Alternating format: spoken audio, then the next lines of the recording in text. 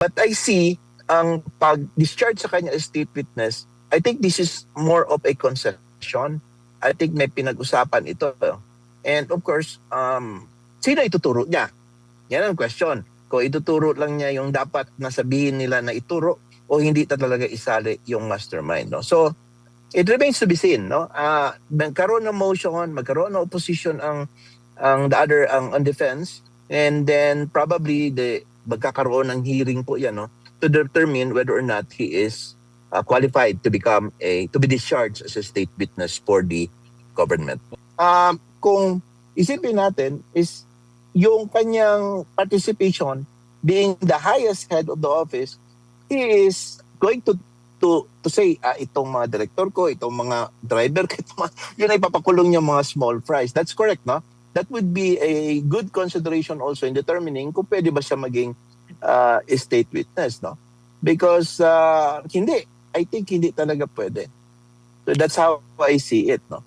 Opo, kung kayo po'y naniniwala at marami ding mga legal expert na naniniwala, parang ano ito may mali ito dito. Ano pa yung pananagutan ng mga gumawa nito? Meron ba? Or Yes. pwede rin kasing nag-file lang para alam naman nila na matatalo. Halimbawa, no, pagpalagay natin, matatalo din naman yan. Pero at least mahaba-haba yung gugugulin na panahon. Meron bang parang rest back sa kanila? Kasi dapat matigil itong mga ganitong klase ng panggigipit na kung mapatunay na nawe-weaponize lang sila. Marami po, no? Marami pong kaso na ma-file yan. Of course, una, si Boying is an impeachable official. So, impeachment at the same time. Kasi it might be considered as a culpable violation of the Constitution, no? At saka betrayal of public trust itong ginawa niya. Kasi when you try to do your job, no, in my opinion, na parang in favor or para i-push itong ganito mga issue, then you are not no longer following the law. You are technically bending and twisting it in your own favor and interest, right? So, interest na kinakampihan. And then, yung may mga criminal cases, the incriminating innocent persons and other cases. But however, the question na maganda po, Admar, is that meron bang makuha na justisya sa panahon na ito? Can we get justice at this very moment na ito po ang administration? We cannot get any justice now. So we have to wait in 2028 na mapalitan ito. And talagang magbabaha ng kaso ito because we know for a fact na ang stand ni Vice President Inday Sara, he wants to have a Vice President running mate and a Vice President na ang tatrabahuin is pakulong lang itong lahat ng magiging accountable. Di ba? So yan ang not today, not this time, but maybe in the very near future. Opo, at alam nyo naman kung i-impeach, ganun din magkakakampi din naman, numbers game din naman yan. Baka hindi rin nauusad. Pero usad tayo sa ibang topic. Yung kasong graft laban kay Congressman Zaldico, pinag-utos ng Sandigan Bayan na i-archive dahil nga po mahigit 6 months na ang nakalipas, hindi pa rin siya nahuhuli. Ano bang ibig sabihin nito pag sinabing archive, attorney? Ibig sabihin po is that ikip lang sa dockets nila at hindi matutulog mo na until such time na ma-arrest po yung akusado.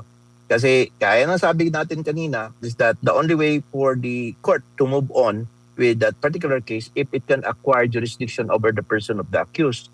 And there are 2 instances by way of voluntary surrender or yung arrest by the accused. No? Arrest of the accused by the arresting officers. No? And he will be brought to the jurisdiction of the Sandigan Bayan. That's the only way. So hindi man lang nagawa. Kasi nga, ang raming na mga sabi is that hindi naman nag-e-effort ang government na patalagang hanapin siya at hulihin, di ba? So, ang nangyari is that andun siya nakatago, no? So, there are no efforts, no? And sinasabi nga ng iba, well, there are no efforts because it would be difficult if mahuli nila si Zaldico at baka maraming isusabi tuloy, madadamay sila. In fact, kung nakikita mo sa video ni Zaldico, pag sabihin yung lahat, damay po hanggang po sa ating presidente kasi he was quoted there, no? As part of this grand conspiracy dito sa flood control anomaly. Sinabi yun ni ni Saldico doon sa kanyang video, no? So ibig sabihin, kung ako, I might as well not arrest him. I will not as well might as well extradite him. Magtulo ako sa Interpol. I will not. Biya ako na lang muna siya hanggang lumipas ito. Because it would be detrimental to this particular administration. Ang daming madadamay. You know, for a fact that he was the chairman of the appropriations.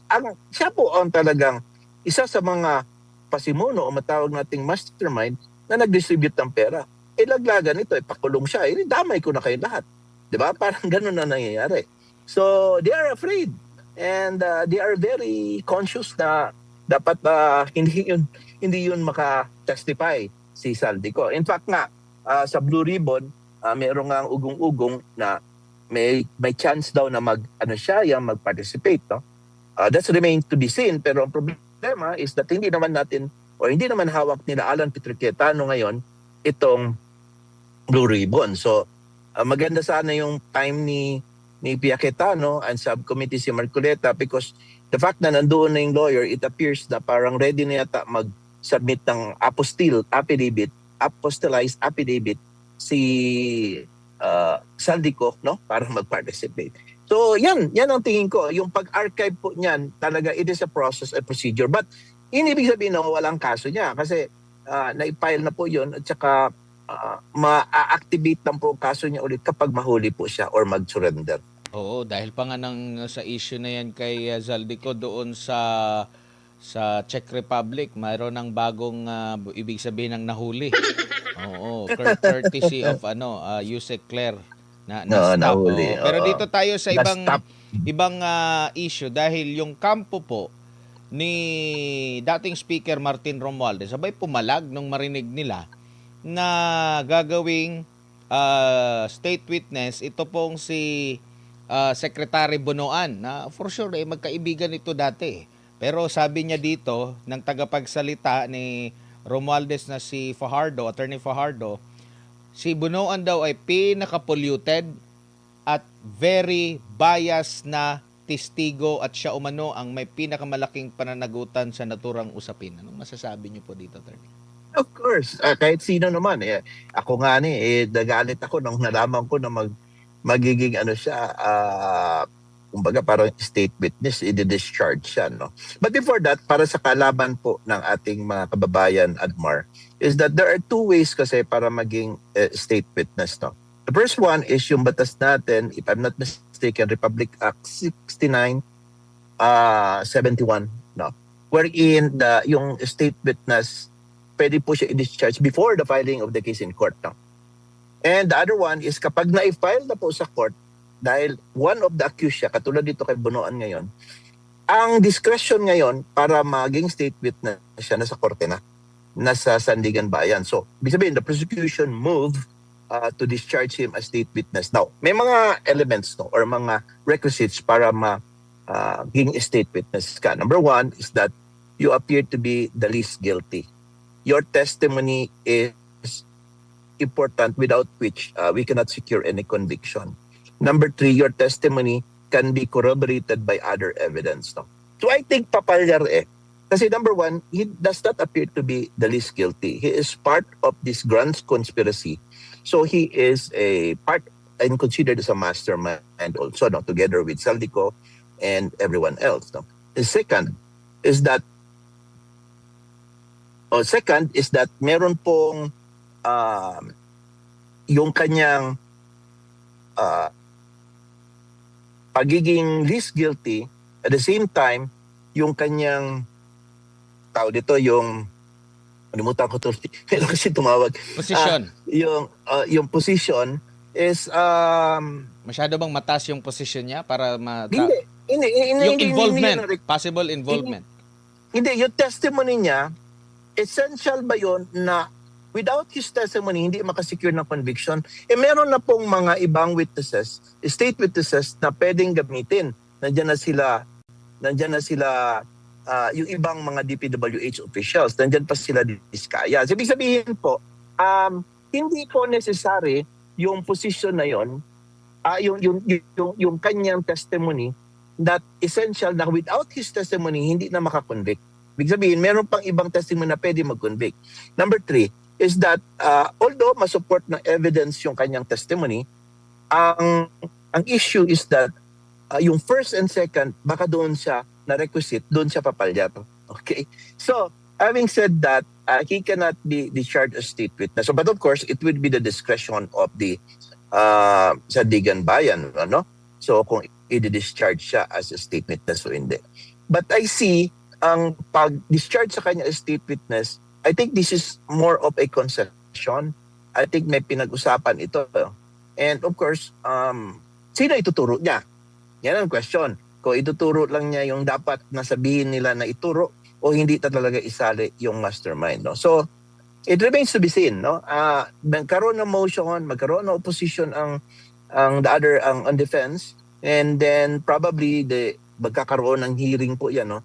To determine whether or not he is qualified to be discharged as a state witness for the government. Oo, ang sinabi pa dito, si Romualdez naman daw hindi naman daw yung nagpopondo at nagpipili sa ipatutupad at magpapatupad ng flood control project, which is ito Yes. ay sa side din naman ng executive. So sinong ituturo niya sa executive na halimbawa si Bunoan sa executive na pinaka-mastermind na paniniwalaan ng tao? Baka sasabihin niya, yung district director na pwede ba yun? Mas mababa pa sa kanya? I got your point. Tama. No? I got your point. Technically speaking, kung isipin natin is yung kanyang participation being the highest head of the office, he is going to say, itong mga director ko, itong mga driver ko, yun ay papakulong niya mga small fries. That's correct, no? That would be a good consideration also in determining kung pwede ba siya maging state witness, no? Because I think hindi talaga pwede. So that's how I see it, no?